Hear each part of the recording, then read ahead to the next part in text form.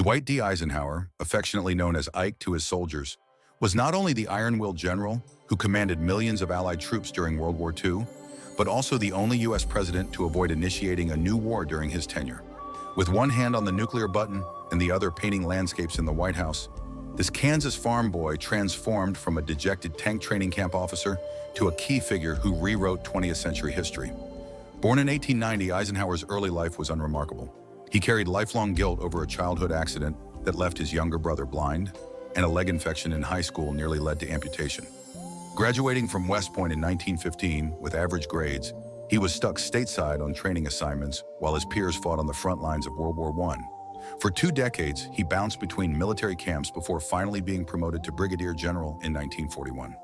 World War II propelled Eisenhower to a turning point in his destiny.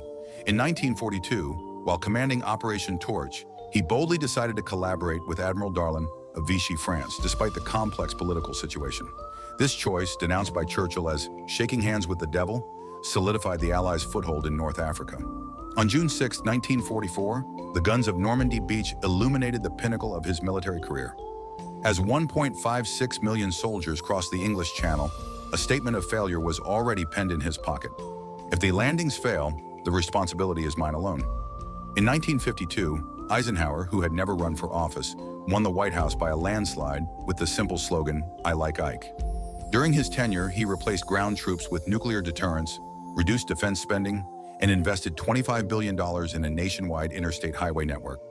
When the Soviet satellite pierced the night sky, he immediately established NASA. Eisenhower passed away in 1969 at the Walter Reed Army Medical Center in Washington, D.C., at the age of 78. This president, who always painted his golf balls black for practice in the snow, left the world with transcontinental highways, blueprints for the peaceful uses of nuclear energy, and unfulfilled promises of peace. His presidency balanced the recession, ended the Korean War, and prevented a crisis in the Taiwan Strait that affects us to this day.